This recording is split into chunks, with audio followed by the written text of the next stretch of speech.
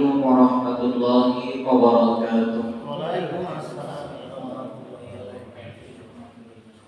الحمد لله نحمده ونستعينه ونستغفره ونؤمن به ونتوكل عليه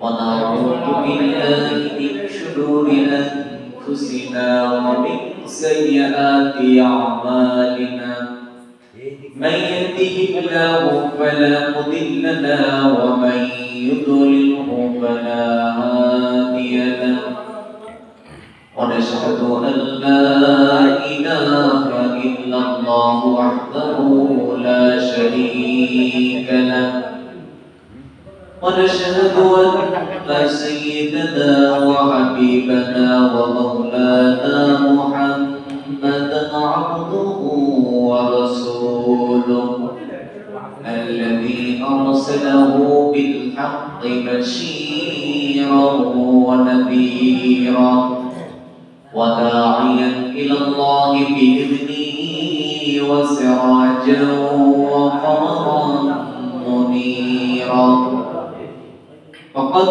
قال الله تعالى في كلامه المجيد وفي القرآن الحميد جمال كل شيء قلنا أعوذ بالله من الشيطان الرجيم بسم الله الرحمن الرحيم يا أيها الذين آمنوا كتب عليكم الصيام كما كتب على الذين من قبلكم لعلكم تتقون. وقال تعالى في شأن رسول الله صلى الله عليه وسلم إن الله وملائكته يصلون على النبي يا أيها الذين آمنوا صلوا عليه وسلموا تسليما. اللهم صل على سيدنا مولانا محمد وعلى آله سيدنا شفيعنا بلغ العلا بكماله كشف الدجى بجماله أصلت جميع خصاله صلوا عليه. আলহামদুলিল্লাহ সমস্ত তারিফ সমস্ত প্রশংসা সেই মহান আল্লাহ সুবহানাহু ওয়া তাআলার দরবারে যেই মহান রব আমাদেরকে ভালোবেসে মহব্বত করে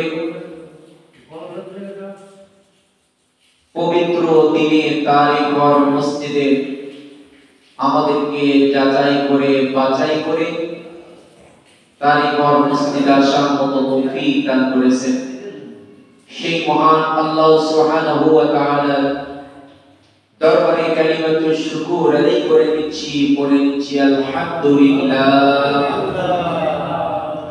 অসংখ্য অগণিত দরুদ সালাম বর্ষিত হোক নবী মুকাররম যিনাকে সৃষ্টি না করলে আসমান জমিনের গাছপালা তরুলতা জিন ইনসান পাহাড় পর্বত কিছুই সৃষ্টি করা হতো না।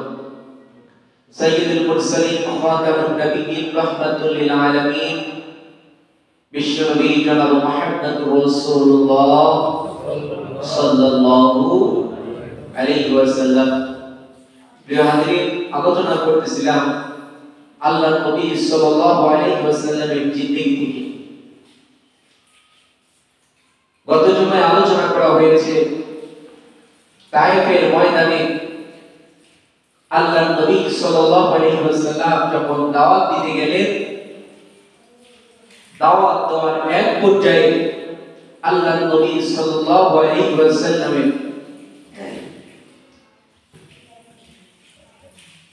আল্লাহর নবী দাওয়াত দিলেন, তায়েফবাসীরা তার দাওয়াত তো কবুল করলই না, বরং বখাটে ছেলেদেরকে এড়িয়ে দিল। তারা আল্লাহর নবীকে বিভিন্ন ভাবে গালিগালাজ করে আর পাথর নিক্ষেপ করে।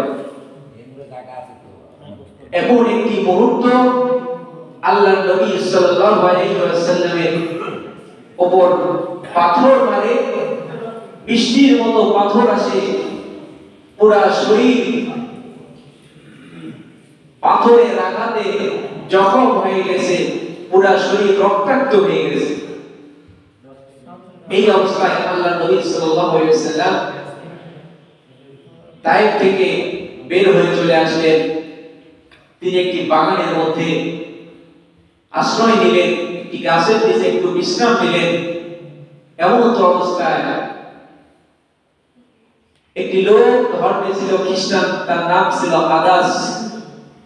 আল্লাহর নবী সাল্লাল্লাহু আলাইহি ওয়াসাল্লামের পাক জবান মোবারক থেকে কিছু কথা শুনে সেই ব্যক্তি ইসলামকে গ্রহণ করে ফেলল, কালেমা পড়ে মুসলমান হয়ে গেল। আলোচনা করা হয়েছে না, মনে আছে? আল্লাহর নবী সাল্লাল্লাহু আলাইহি ওয়াসাল্লাম কিছু দূর অগ্রসর হলেন, একটি পাহাড়ের চূড়ায় উঠলেন, পাহাড়ে আশ্রয় নিলেন। এমন তো অবস্থায় আল্লাহর নবী যখন রাস্তা দিয়ে যাচ্ছেন, তিনি লক্ষ্য করেন যে এক খণ্ড মেঘ তার উপর ছায়া প্রদান করতেছে। আল্লাহর নবী বলেন, আমি আরো একবার ভালোভাবে লক্ষ্য করলাম। আমি যখন উপরের দিকে তাকালাম, ভালোভাবে যখন লক্ষ্য করলাম, আমি দেখতে পেলাম হযরত জিবরাইল আলাইহিস সালাম তিনি দাঁড়িয়ে আছেন। রক্তাক্ত শরীর নিয়ে তিনি তায়েফ থেকে চলে যাচ্ছেন, বের হয়ে যাচ্ছেন। এমন অবস্থায় জিবরাইল আলাইহিস সালাম উপস্থিত হয়ে গেছে। লক্ষ্য করে দেখেন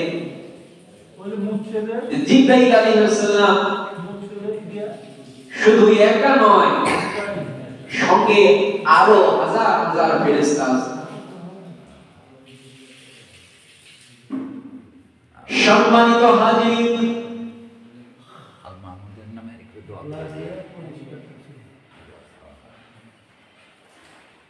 আল্লাহর নবী সাল্লাল্লাহু আলাইহি ওয়াসাল্লাম লক্ষ্য করলেন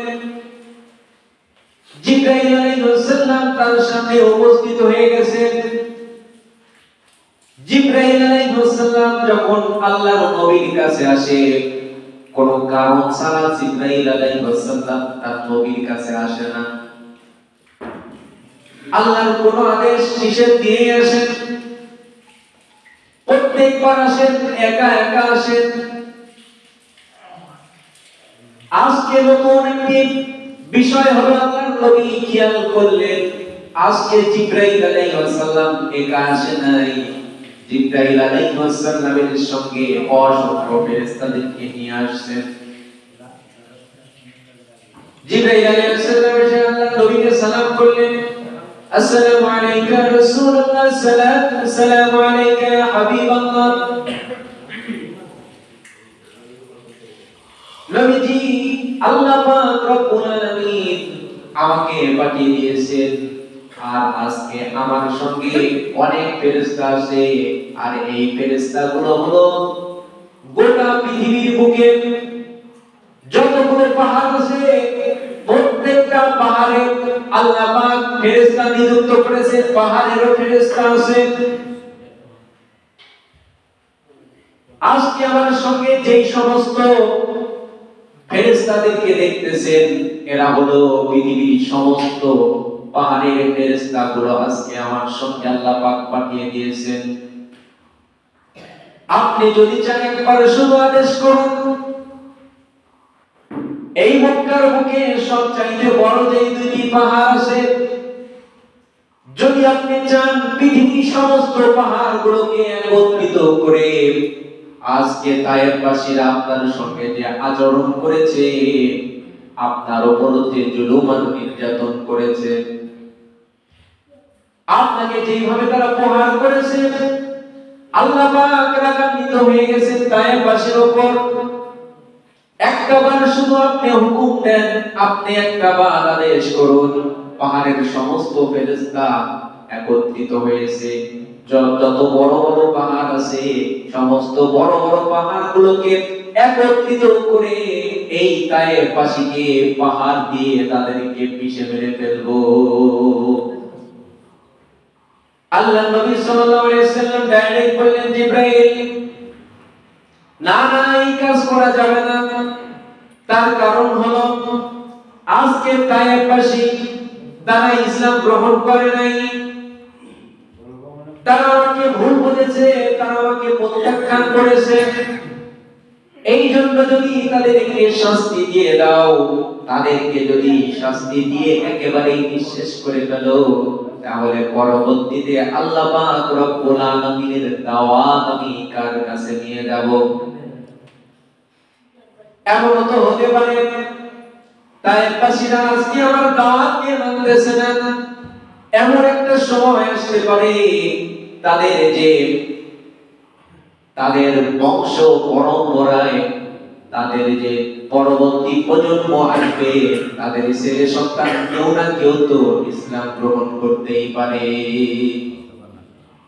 কতটা উদার দেখেন, এইরকম ভাবে পাথর মেরেছে, পুরা শরীর রক্তে রঞ্জিত হয়ে গেছে, তার জুতা মোবারক রক্তে একেবারে ভিজে গেছে। এমন অবস্থায় জিবরাইল এসে বলতেছে, ইয়া রাসূলুল্লাহ একটাবার আদেশ দেন, পাহাড় দিয়ে পিষে তায়েফবাসীকে একেবারে নিঃশেষ করে ফেলবো। আল্লাহ নবী বলতেছে, তারা না হয় আজকে মানতেছে না, কোনো না কোনো একদিন তো মানতেও পারে। আবার তারা যদি নাও মানে, তাদের বংশ পরম্পরায় তাদের যে পরবর্তী প্রজন্ম, তাদের যে বংশধর আসবে, তাদের মধ্যেও তো কেউ